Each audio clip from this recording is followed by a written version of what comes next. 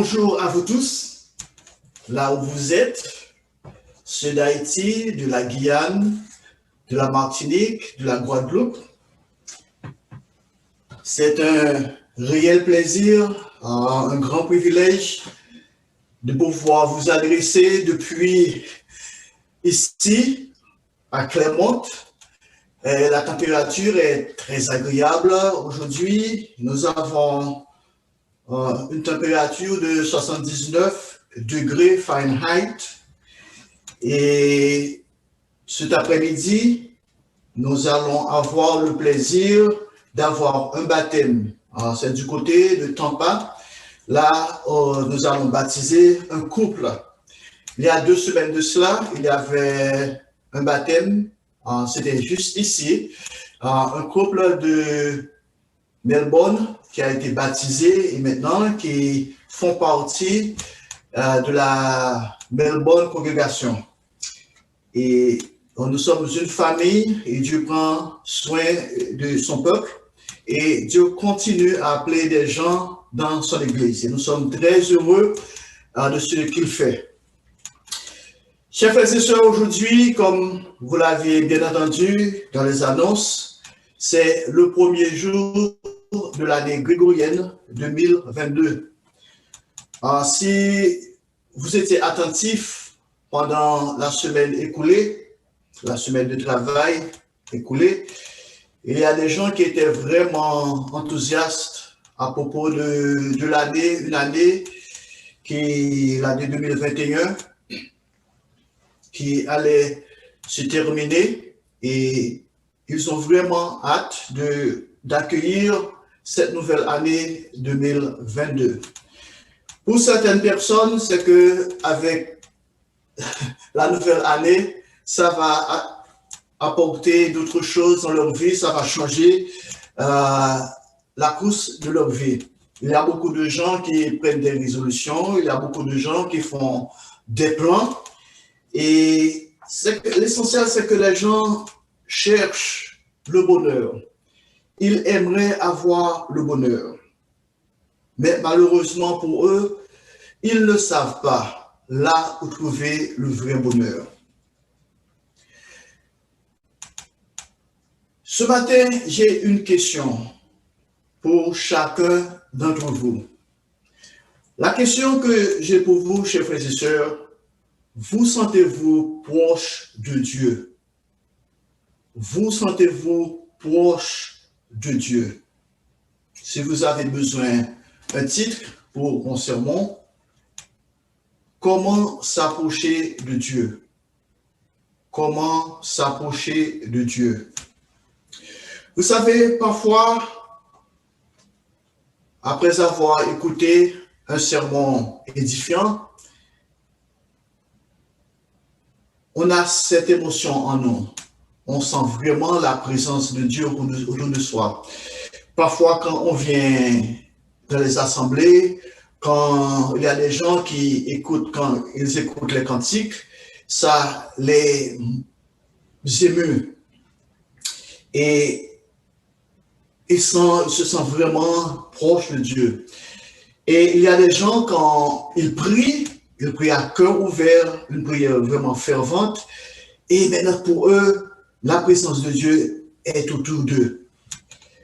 Et d'autres personnes, quand ils étudient la Bible, ils trouvent des choses, pour eux c'est très inspirant, et ça les aide à se rapprocher de Dieu.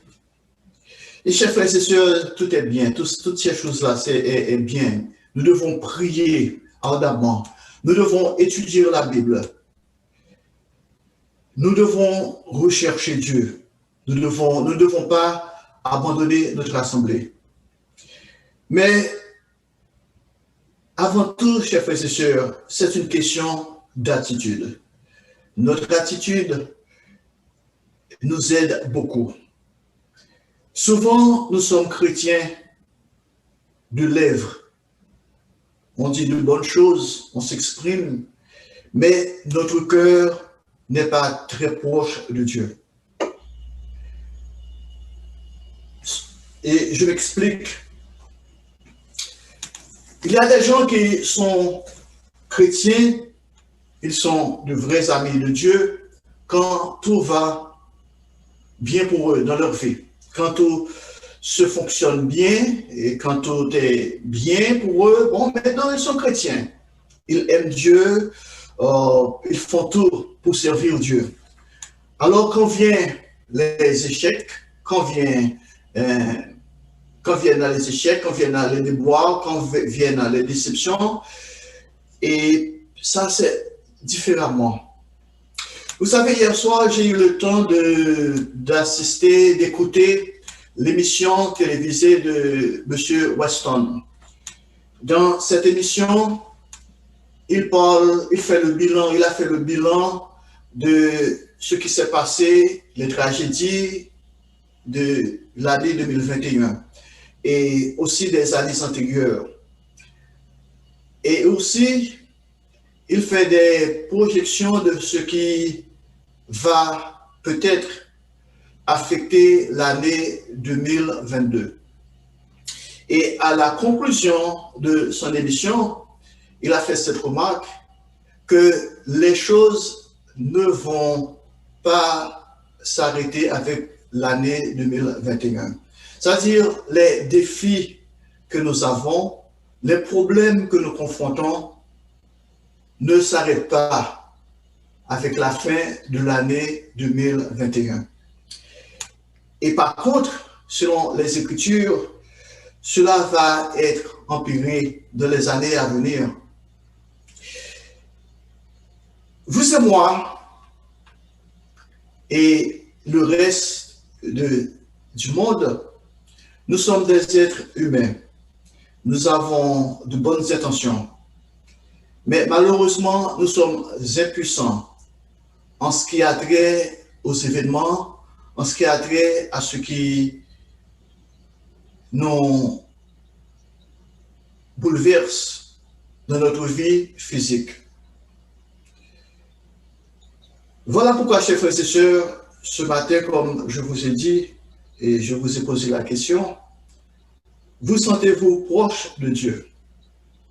Parce que sans avoir une relation étroite avec Dieu, sans avoir Dieu dans notre vie, chers frères et sœurs, vous et moi, nous serons comme les gens de ce monde. Parce que le monde n'a aucun espoir. Le monde cherche le bonheur dans des choses vraiment qui sont futiles, des choses qui ne peuvent vraiment pas contribuer à leur bonheur. En premier lieu, chers frères et sœurs, nous devons chercher à comprendre qui est Dieu. La plupart du temps, il attend les gens m'appellent pour être conseillé. Je leur pose toujours cette question. Avez-vous la crainte de Dieu? Vous savez, notre Bible nous dit que la crainte de Dieu est le commencement de la sagesse. En d'autre part, il y a une traduction qui a dit que la crainte de Dieu est le commencement de la science ou de la connaissance. Quand nous avons la crainte de Dieu, nous basons notre futur sur Dieu, sur ses promesses. Quand nous avons Dieu dans notre vie, nous n'avons aucune crainte de ce qui se passe autour de nous. Nous n'avons pas de terreur parce que comme le roi David l'a bien souligné dans ses psaumes, il a dit, Dieu, tu es ma force, tu es ma forteresse, tu es mon libérateur. Et tous, vous vous rappelez le psaume 23, c'est que nous sommes des brebis. Le roi David s'est décrit lui-même comme étant un brebis, alors que Dieu est son berger. Il suit Dieu partout où Dieu lui mène. Et c'est une attitude, ce n'est pas quelque chose vraiment qu'on peut expliquer au monde. Et parce que pour le monde, ça ne serait ça ne ferait aucun sens. Mais pour nous, si nous avons cette attitude, que Dieu est avec nous, c'est Dieu qui nous mène, nous sommes un brebis. Et comme le Christ, quand ses disciples se disputaient entre eux, qui est le plus grand, il a placé sur ses genoux un petit enfant.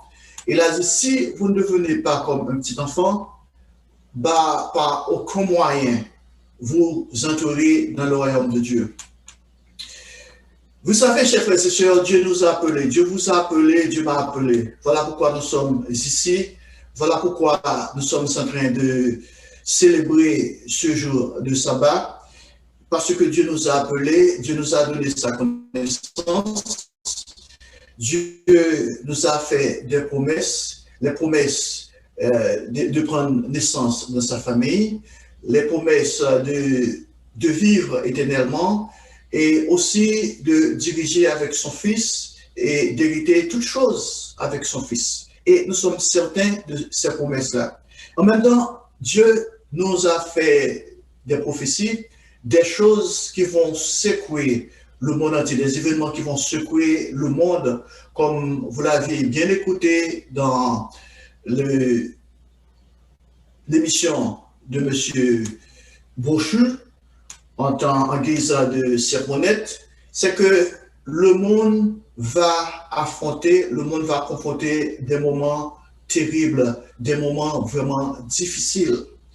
Et déjà, beaucoup d'entre nous commencent à vivre certaines choses. Je me rappelle, il y a 2 semaines de cela, j'ai eu une conversation avec quelqu'un qui était mon condisciple.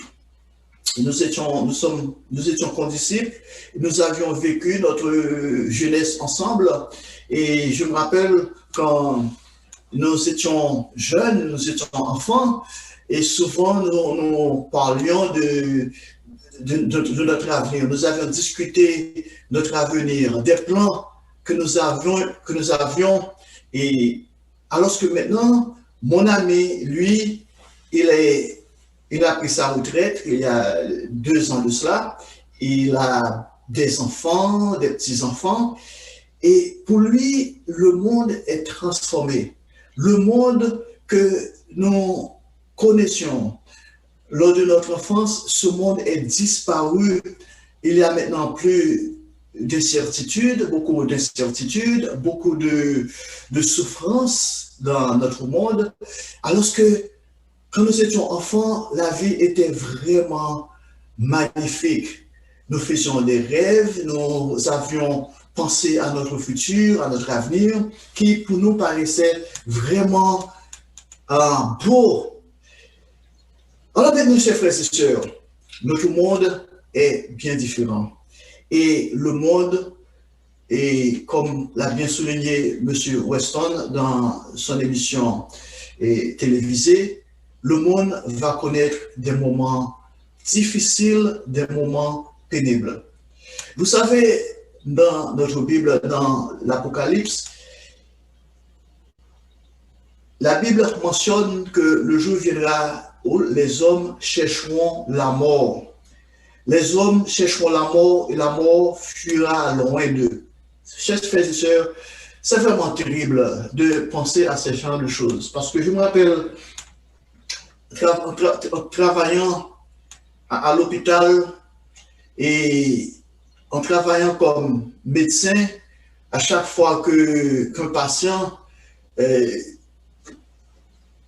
vous a vu, en tant que médecin, ce patient-là est réconforté parce que ce patient pense que bon, le médecin peut contribuer à sa santé, peut contribuer à son bien-être, l'aider à recouvrir sa santé et l'aider à améliorer sa douleur. Il pense toujours que bon, le médecin a une solution pour l'aider dans ses souffrances.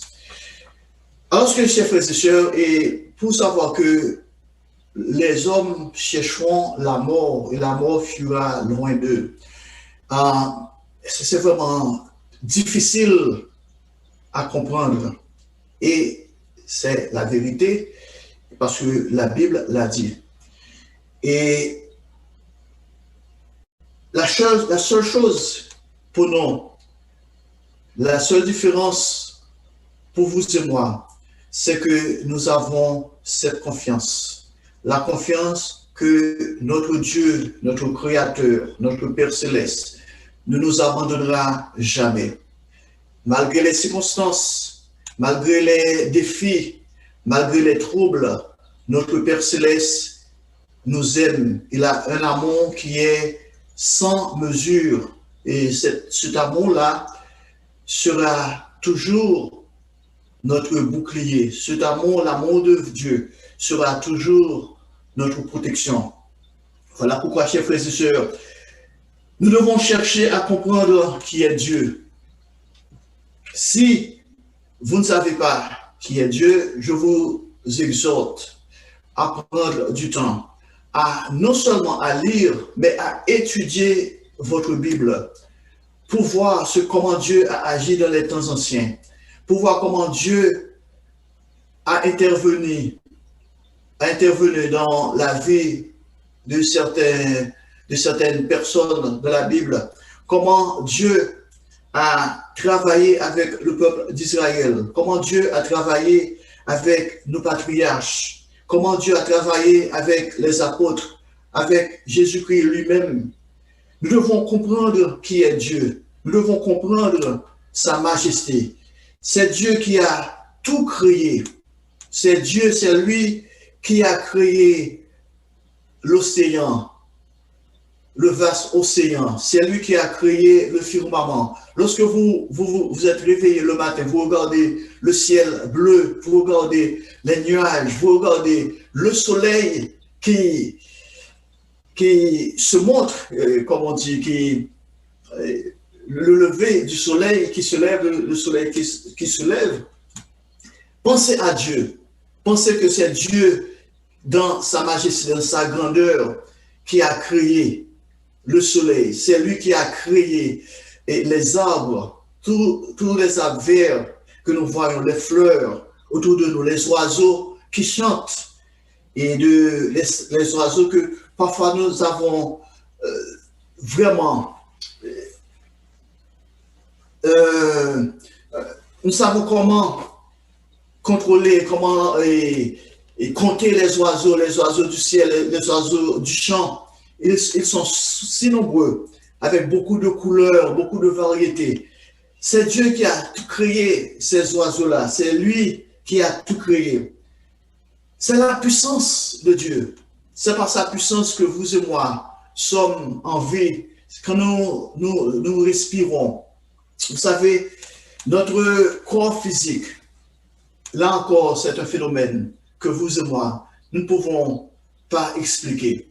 Notre cœur, le rythme de notre cœur qui bat et qui pompe le sang dans nos veines, dans nos artères, et on ne peut pas comprendre tout cela. Comment Dieu a permis que le cœur pompe le sang avec l'aide de l'oxygène, alors que le cœur a de l'électricité.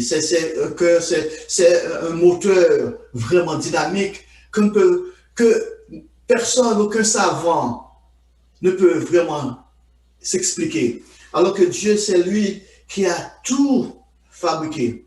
Quand nous voyons que nos poumons qui régénèrent le sang veineux pour donner à nos artères un sang pur, parce que nous avons deux qualités de sang. Nous avons le sang veineux qui est noir, parce que ce sang est contaminé avec l'oxyde carbonique, le gaz carbonique, alors que le sang artériel qui est pur, rempli d'oxygène, et maintenant qui va parcourir notre corps. Et quand nous respirons l'oxygène pour alimenter notre sang, pour purifier notre sang, alors que Dieu, lui, il a tout façonné, il a tout mis pour notre bien-être. Et notre cerveau, lui, maintenant qui est notre quartier général, notre cerveau qui prend des décisions, c'est le cerveau qui dit aux pieds de marcher, c'est le cerveau qui dit à ma main, ok, fais des gestes. C'est le cerveau qui dit à mes yeux de regarder l'écran. C'est le cerveau qui dit à ma bouche, à mes lèvres, toutes les paroles qui sortent de mes lèvres, c'est le cerveau, ça c'est le quartier général, c'est le centre et de nos pensées. Et voilà, Dieu, lui, il est grand, il est merveilleux. Vous devez, chers frères et sœurs, je vous commanderai de prendre du temps de réfléchir sur ce Dieu cet être que vous appelez votre Dieu. Et Dieu est votre Dieu quand vous lui donnez la première place dans votre vie. Quand vous dites à vous-même, maintenant je ne veux plus penser pour moi-même, je ne peux pas décider pour moi-même, je laisse le soin à mon Créateur, je laisse ce soin à mon Père. Maintenant, il est votre Dieu. Et maintenant, vous l'adorez. L'adoration, c'est de mettre Dieu en première place, de lui donner la première place dans notre vie, de lui donner la première place avant nous-mêmes, de lui donner la première place avant tous nos amours. Voilà pourquoi le Christ a dit, aimez, il faut haïr votre maman, de haïr votre papa, de haïr votre époux, votre épouse, d'haïr vous-même votre vie. Parce que à ce moment-là, vous donnez à Dieu la première place. Quand vous avez Dieu en première place, et toute chose est secondaire. Et voilà pourquoi, chers frères et sœurs, rapprochez-vous de Dieu. Et nous devons savoir que la création tout entière demande un créateur. Et ce créateur est Dieu. Et c'est ce Dieu que nous adorons. C'est ce Dieu en qui nous mettons notre espérance. C'est en ce Dieu que nous mettons toute notre confiance. C'est en ce Dieu que nous servons. Et ce Dieu-là nous donne sa parole. Ce Dieu nous donne ses instructions que nous devons suivre. Si vous pouvez tournez votre Bible, les pages de votre Bible à Deutéronome. Lisez avec moi Deutéronome au chapitre 4, verset 29. Nous continuons à Deutéronome au chapitre 4, verset 29. Je lis, c'est de là aussi que tu chercheras l'Éternel, ton Dieu, et que tu le trouveras, si tu le cherches de tout ton cœur et de toute ton âme. Chers frères et sœurs, c'est vraiment, je dirais, la phrase en latine sine qua non. C'est sine qua non pour vous et moi de rechercher Dieu de tout notre cœur et de toute notre âme. Et chers frères et sœurs, cela ne se fait pas avec les lèvres. Cela se fait avec le cœur. Cela se fait avec le centre de notre pensée. Notre, comme on dit, notre glande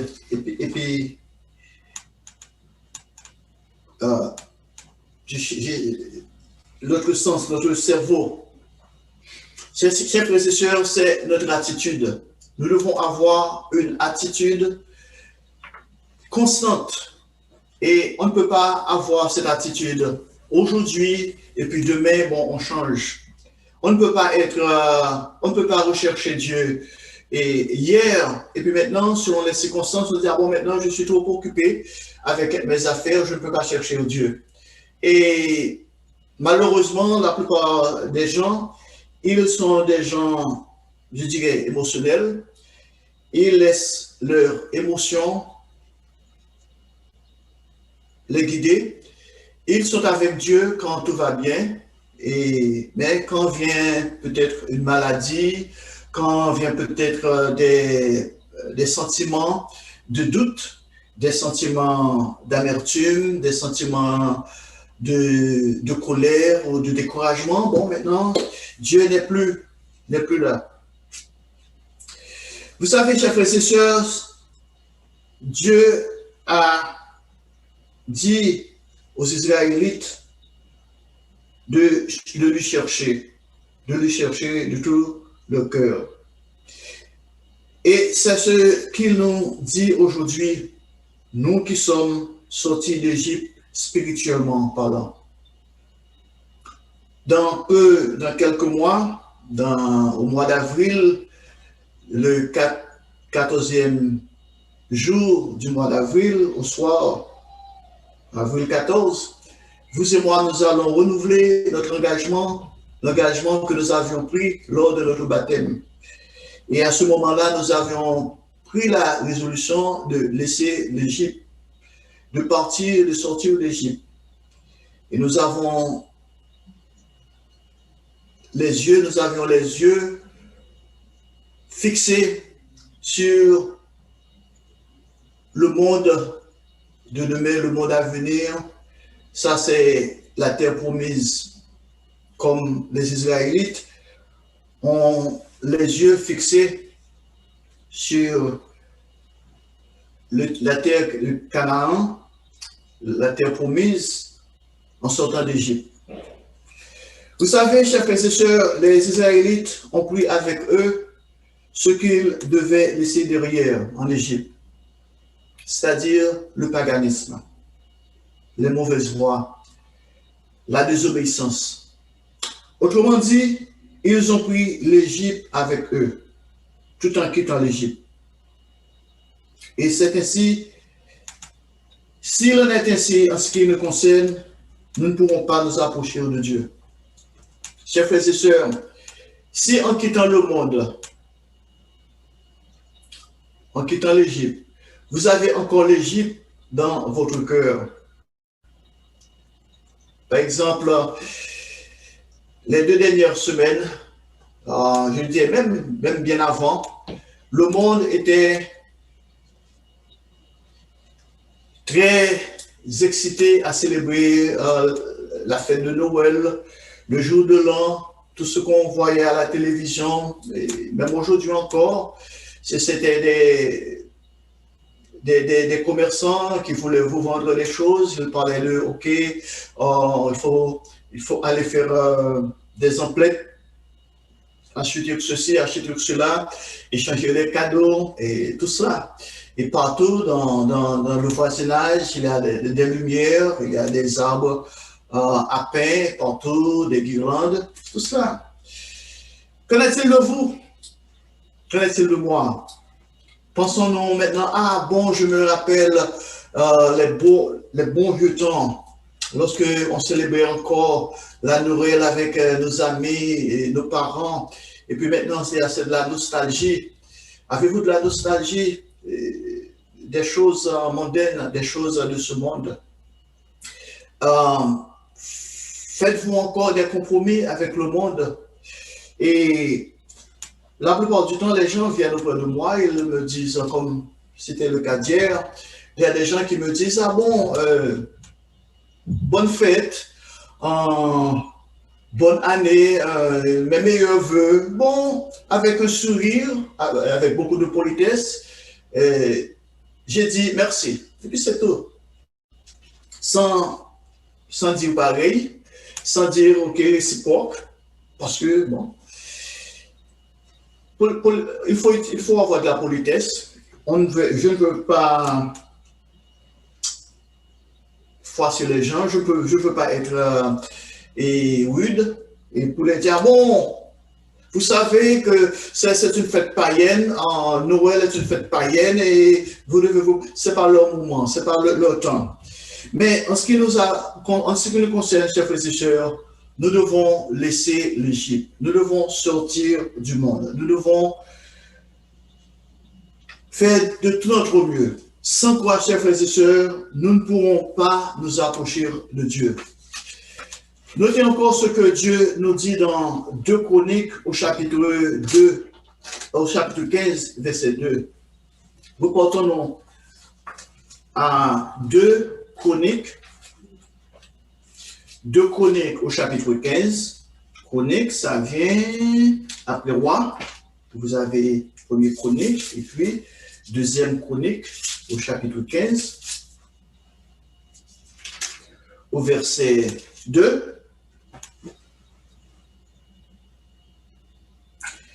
Et Azaria, alla au-devant d'Asa et lui dit, écoutez-moi, Asa, et tout Juda et Benjamin, l'Éternel est avec vous quand vous êtes avec lui.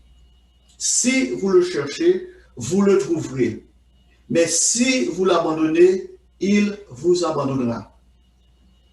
Au verset 3 de ce même chapitre, de Chroniques chapitre 15, au verset 3, pendant longtemps, il n'y a eu pour Israël ni vrai Dieu, ni sacrificateur qui enseignait, ni loi. Verset 4, mais au sein de leur détresse, ils sont retournés à l'Éternel, le Dieu d'Israël, ils l'ont cherché et ils l'ont trouvé. Vous savez, c'est malheureux parce qu'il y a beaucoup de gens qui cherchent Dieu quand ils ont des défis, quand ils font face à des situations difficiles. Alors que, chers frères et sœurs, nous devons nous rapprocher de Dieu pendant que nous ayons le temps, pendant que le temps est propice, pendant que tout est bien pour nous. Ici, nous voyons que le peuple d'Israël, à un moment, ne cherchait pas Dieu. Il n'avait pas Dieu avec eux. Il n'y avait pas de sacrificateur, il n'y avait pas de loi. Mais au sein de leur détresse, maintenant, leur détresse, les épreuves les aident à retourner vers Dieu. Et Dieu est miséricordieux, ils l'ont cherché et ils l'ont trouvé. C'est comme nous. Que faut-il changer dans notre vie? Maintenant que, comme le monde, les gens du monde prennent des résolutions. Ils prennent des résolutions. Ils veulent changer leur vie. Ils cherchent, comme on dit, un aller mieux. Qu'en est-il de vous? Qu'en est-il de moi? Que faut-il changer dans notre vie? Vous et moi, et je suis confident, je suis conscient qu'on peut avoir une liste assez longue des choses qu'on devrait changer, surtout sur le plan spirituel. Mais, chers frères et sœurs, il y a une chose, et cette chose est très simple. Tout ce qui nous sépare de Dieu, nous devons abandonner.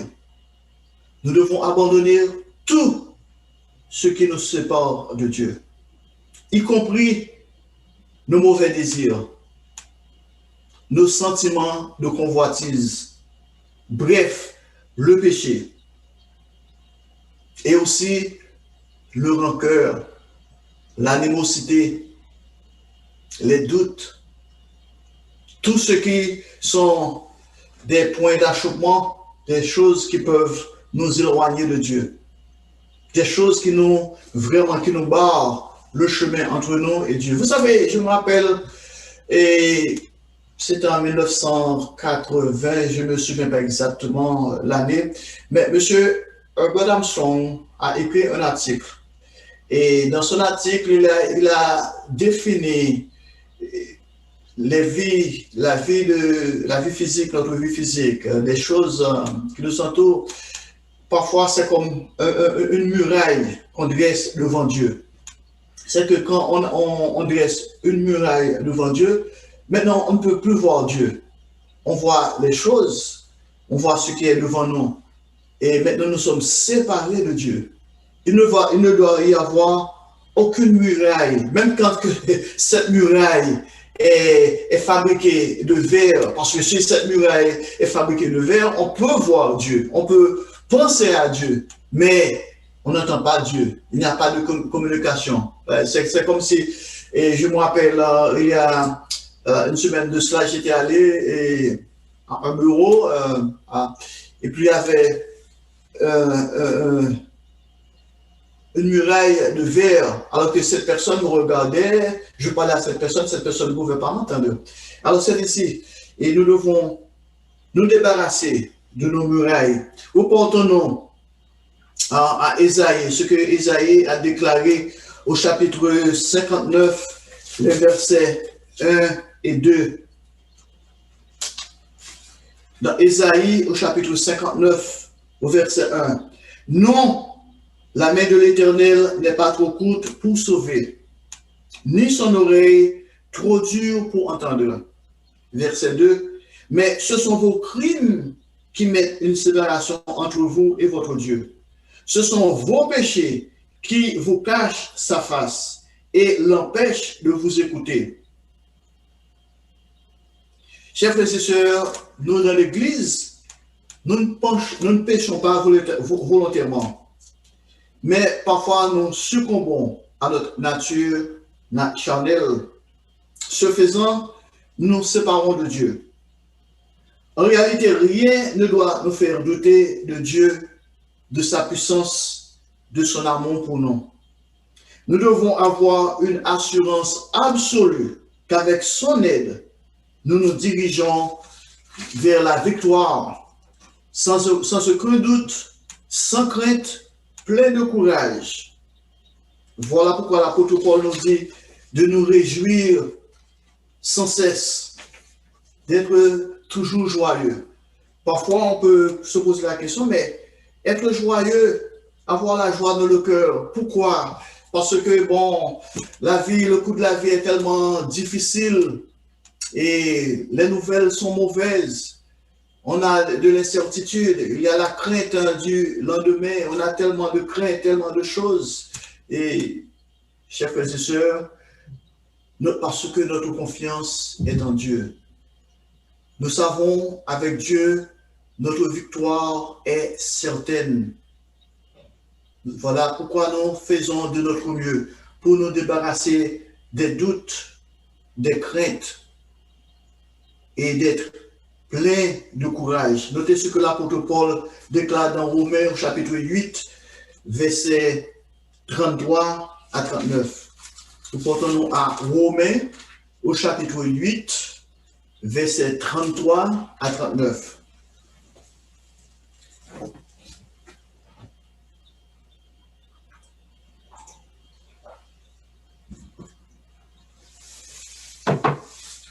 Romains au chapitre 8, verset 33. Qui accusera les élus de Dieu? C'est Dieu qui justifie. Verset 34. Qui les condamnera? Christ est mort. Bien plus, il est ressuscité, il est à la droite de Dieu et il intercède pour nous. Verset 35. Qui nous séparera? Qui nous séparera de l'amour de Christ? Sera-ce la tribulation, ou l'angoisse, ou la persécution, ou la faim, ou la nudité, ou le péril, ou l'épée? Selon qu'il est écrit, verset 36, c'est à cause de toi qu'on nous met à mort tout le jour, qu'on nous regarde comme des brebis destinées à la boucherie. Verset 37, mais dans toutes ces choses, nous sommes plus que vainqueurs par celui qui nous a aimés. Verset 38, car j'ai l'assurance que ni la mort, ni la vie, ni les anges, ni les dominations, ni les choses présentes, ni les choses à venir, ni les puissances, ni la hauteur, ni la profondeur, ni aucune autre créature ne pourra nous séparer de l'amour de Dieu manifesté en Jésus-Christ, notre Seigneur. Chers frères et sœurs, nous devons contrôler nos pensées, contrôler nos sentiments, ne pas succomber à nos émotions. Comme le Christ nous a montré, nous devons faire du bien autour de nous, aider notre prochain. Une chose est certaine, il y a un seul Dieu, un seul Seigneur et une seule Église. Il y a des gens parfois qui pensent qu'il y a des églises, mais ça c'est un autre sujet. Mais nous devons savoir que sommes-nous vraiment de l'Église de Dieu? Appartenons vraiment? Si vous êtes appartenu à Dieu, vous êtes dans son Église. Si vous êtes proche de Dieu, vous êtes dans son Église. Vous faites partie du corps du Christ. Reportons-nous à Éphésiens, au chapitre 4. Nous allons lire les versets 1 à 6. Dans Éphésiens, au chapitre 4, verset 1.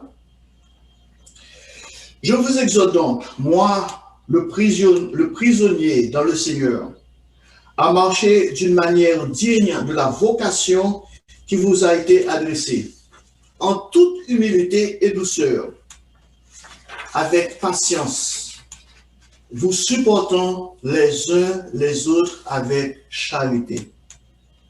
Vous voyez ici, vous voyez l'accent que l'apôtre Paul a mis.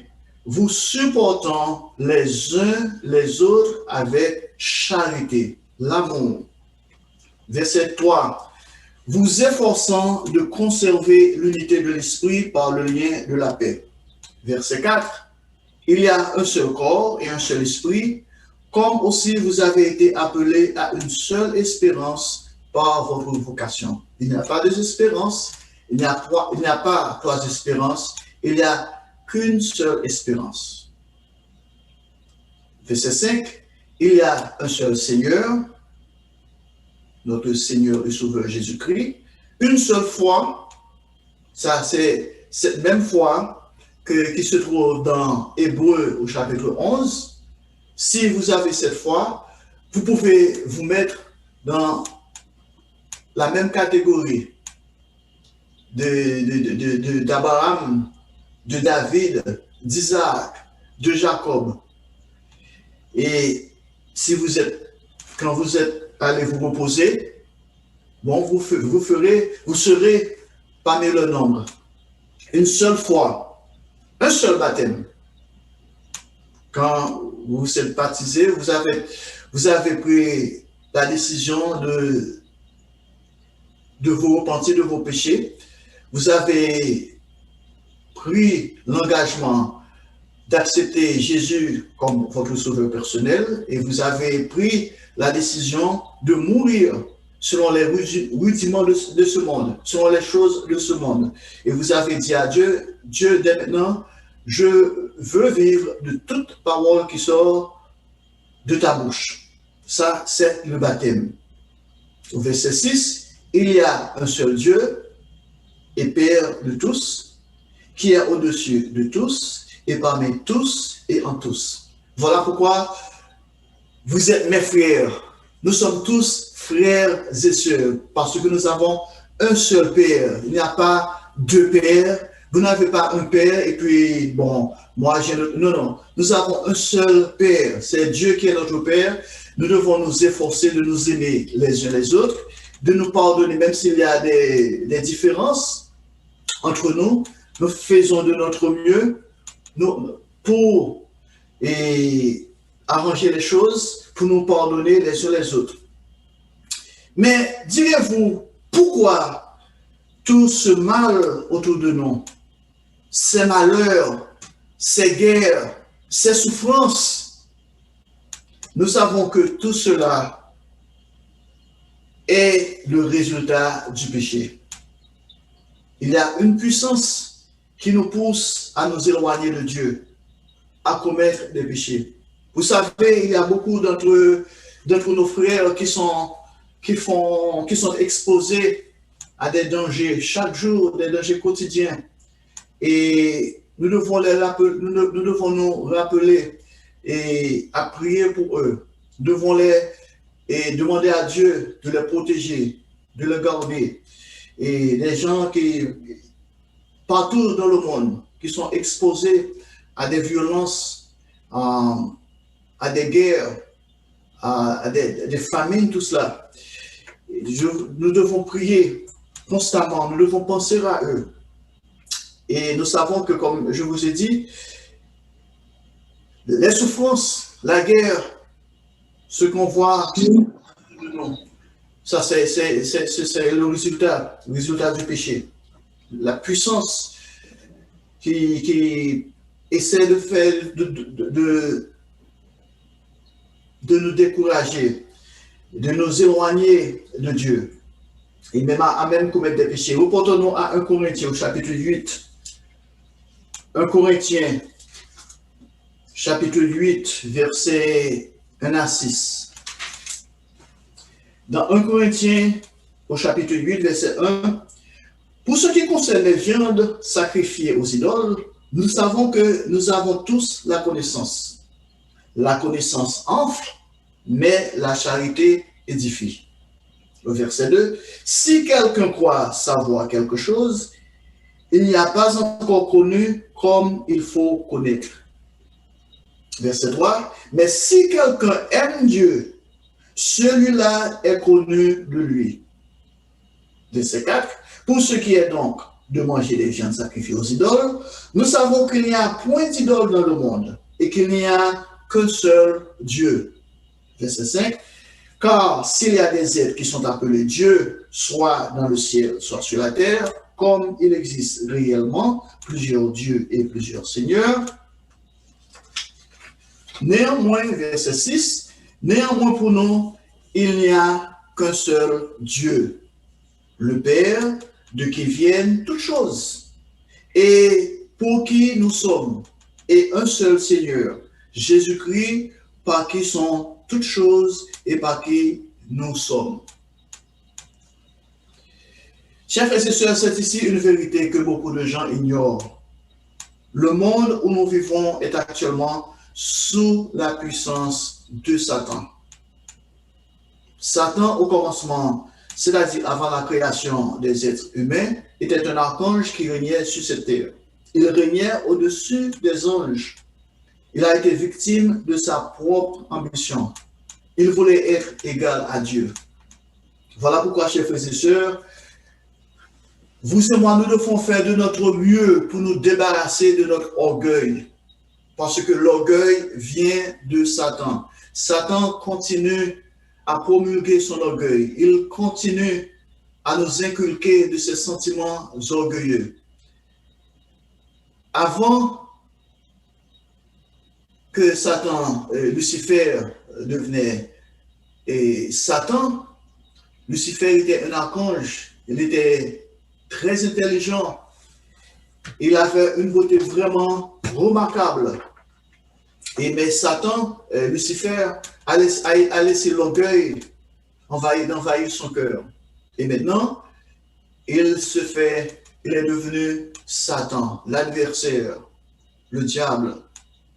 Et il continue à nous influencer parce que Satan voulait être égal à Dieu. Nous portons à 2 Corinthiens, au chapitre 4, verset 4, pour voir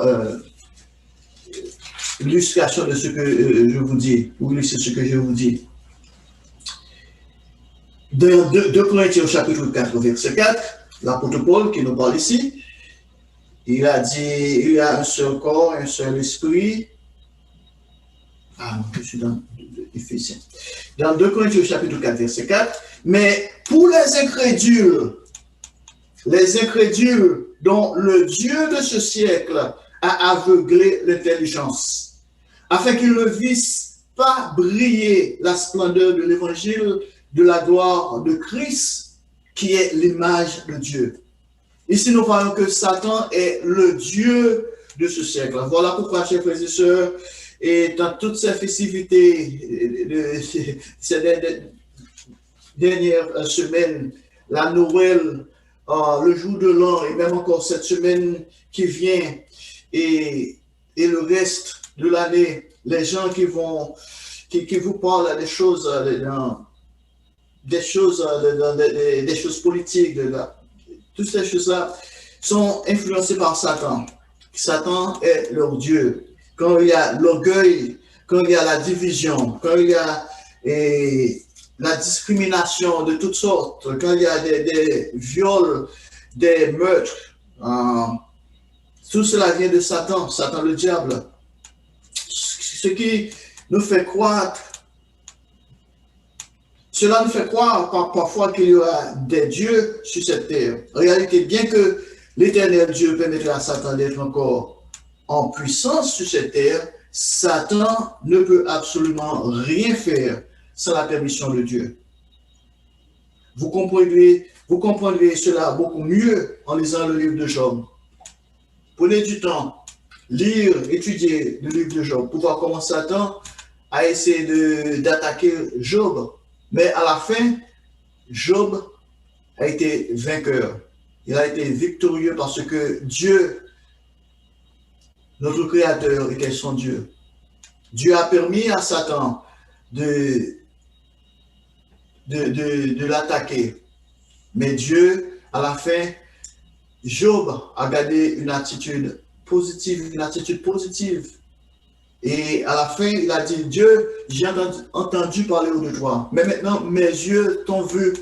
Et chers frères et sœurs, chacun de nous doit avoir cette même expérience. Nous devons savoir vraiment que Dieu, j'ai entendu parler de toi, mais je t'ai vu, j'ai une relation avec toi.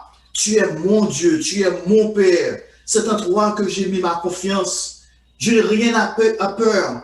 Je n'ai aucune crainte parce que tu es avec moi. Tu es mon Dieu. Chers frères et sœurs, je répète que Satan n'a aucune puissance autre que l'Éternel Dieu lui apporte. Si Dieu permet à que je sois mort, quelqu'un me tue, quelqu'un quoi que ce soit, bon, ça c'est à Dieu. Bien que je dois être prudent, je dois utiliser la sagesse, mais ma vie est entre les mains de Dieu. Ne craignez donc pas Satan. Ne succombez pas à ses tentations et à ses mensonges, comme succombèrent le premier couple. Savez-vous comment Satan agit au milieu de nous? C'est-à-dire dans l'Église de Dieu? Nous connaissons la vérité. Il ne peut pas nous séduire, mais il peut agir sur le sentiment de convoitise, sur notre orgueil, ou tout simplement en sèmant de doutes et de rumeurs au sein de l'Église. Reportons-nous à Apocalypse, au chapitre 12, versets 9 et 10. Apocalypse, le dernier livre de la Bible, Révélation. Apocalypse, chapitre 12, nous commençons au verset 9. Et il fut précipité, le grand dragon, le serpent ancien, appelé le diable et Satan, celui qui séduit toute la terre. Il fut précipité sur la terre et ses anges furent précipités avec lui. Verset 10. Et j'entendis dans le ciel une voix forte qui disait, maintenant le salut est arrivé, et la puissance et le règne de notre Dieu et l'autorité de son Christ. Car il a été précipité l'accusateur de nos frères, celui qui les accusait devant notre Dieu jour et nuit. Voilà ce que Satan fait. Et pleinement, ça c'est tout son travail à plein temps, de nous accuser les frères, jour et nuit. Chers frères et sœurs, je vous conseillerais de lire les psaumes. Ils sont pleins d'encouragement. Ils nous font voir comment nous approcher de Dieu et rester ainsi proches de lui. Notez par exemple ce que David écrit au sujet de Dieu et de ses œuvres, et aussi les œuvres de Satan. Dans Psaume 115, versets 1 à 8. Nous portons à Psaume 115. Psaume 115, verset 1. Non, pas non, l'Éternel, non pas à non, mais à ton nom donne gloire, à cause de ta bonté, à cause de ta fidélité. Verset 2. Pourquoi les nations diraient-elles, où donc est leur Dieu? Verset 3. Notre Dieu est au ciel, il fait tout ce qu'il veut. Verset 4. Leurs idoles sont de l'argent et de l'or. Elles sont l'ouvrage de la main des hommes. Verset 5. Elles ont une bouche et ne parlent point. Elles ont des oreilles et ne voient point. Elles ont des oreilles et n'entendent point.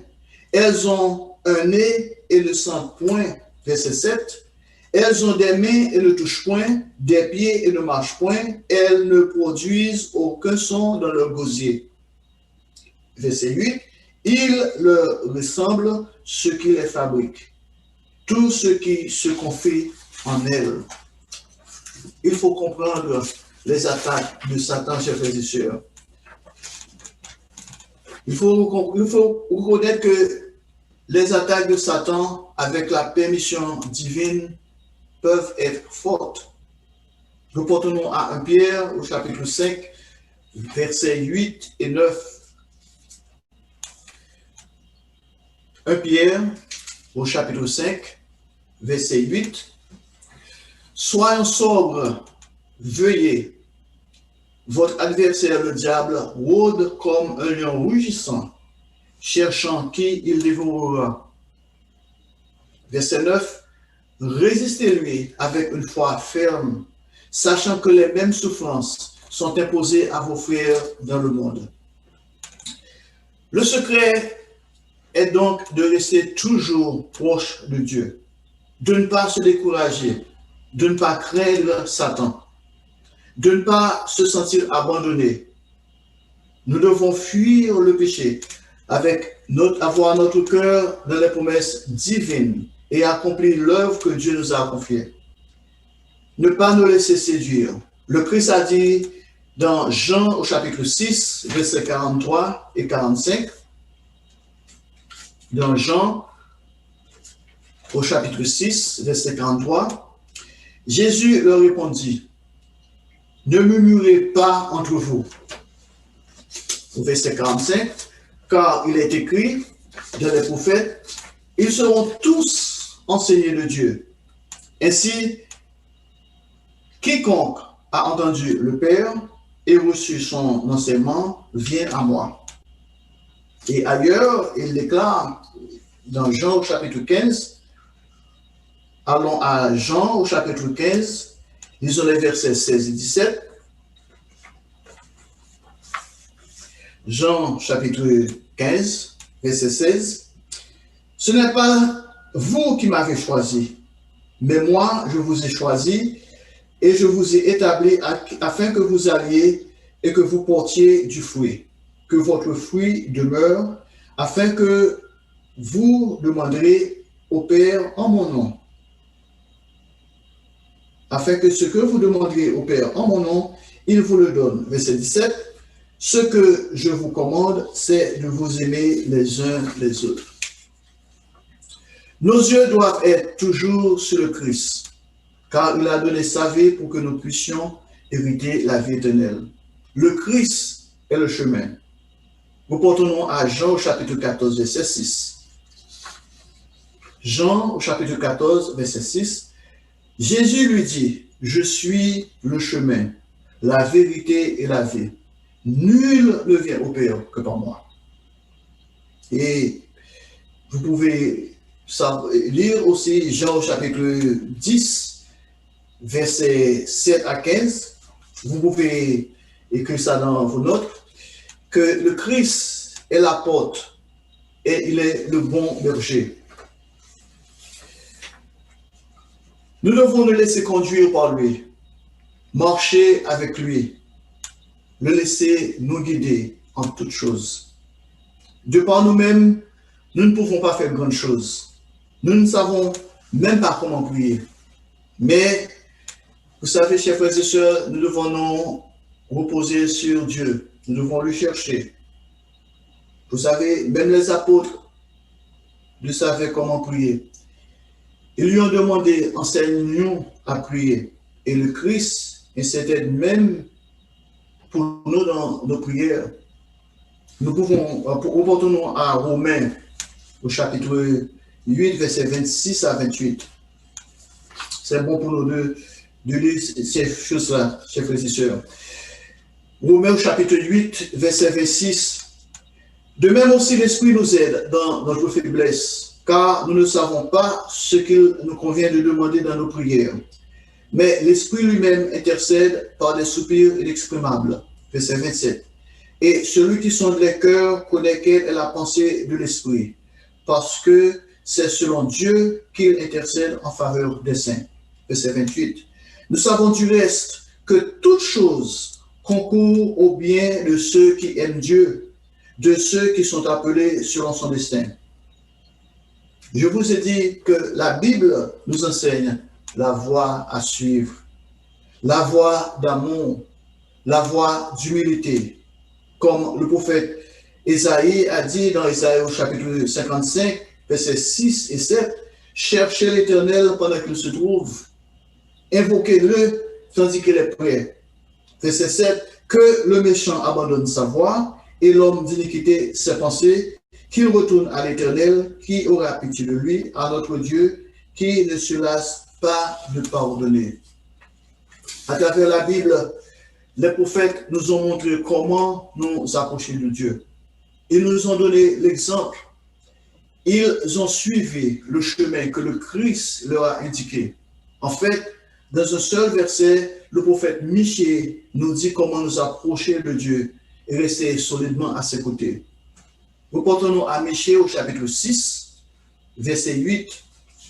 Michée au chapitre 6, verset 8. On t'a fait connaître aux hommes ce qui est bien.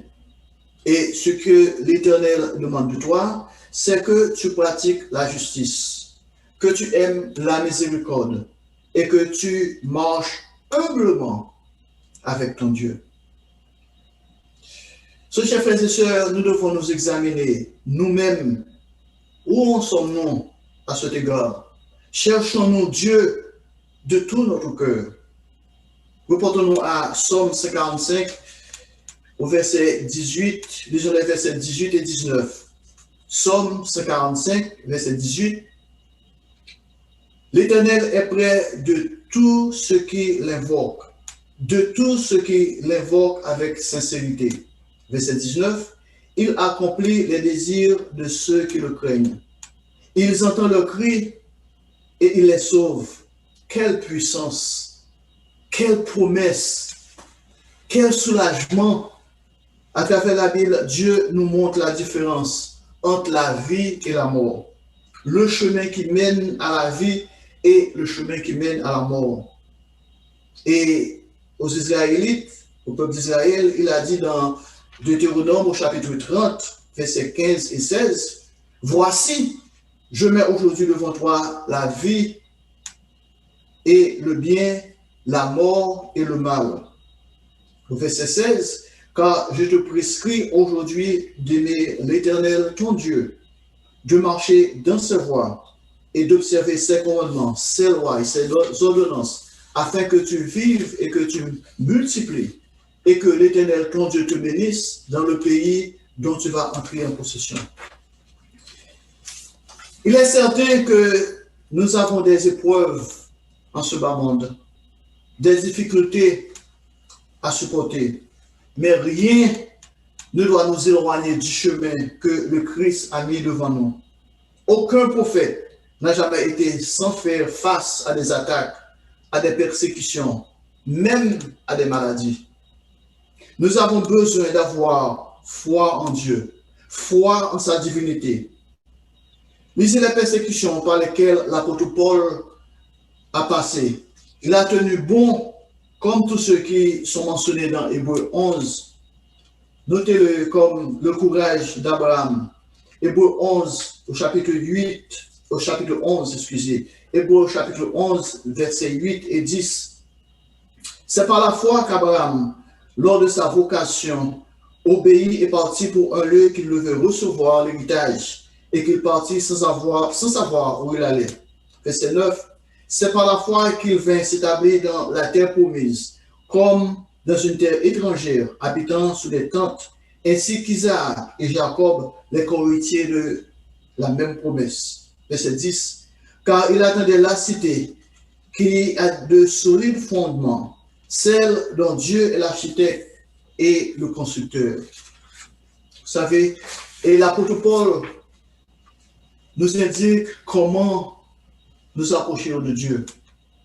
Disons, continuons dans Hébreux et au chapitre 10, Hébreux chapitre 10, verset 19 à 25. Hébreux au chapitre 10, verset 19. Ainsi donc, frères, puisque nous avons au moyen du sang de Jésus une libre entrée dans le sanctuaire. Verset 20. par la route nouvelle et vivante qu'il a inaugurée pour nous au travers du voile, c'est-à-dire de sa chair. Verset 21. Et puisque nous avons un souverain sacrificateur établi sur la maison de Dieu, verset 22, approchons-nous avec un cœur sincère de la plénitude de la foi, les cœurs purifiés d'une mauvaise conscience et le corps lavé d'une eau pure. Verset 23, retenons fermement la profession de notre espérance, car celui qui a fait la promesse est fidèle. Veillons les uns sur les autres pour nous exciter à la charité et aux bonnes œuvres. Verset 25. N'abandonnons pas notre assemblée, comme c'est la coutume de quelques-uns, mais exhortons-nous réciproquement, et cela d'autant plus que vous voyez approcher le jour. Chers frères et sœurs, nous devons examiner, nous devons voir comment le Christ a joué un rôle dans notre vie. Notre communion les uns avec les autres, c'est par lui, notre Créateur.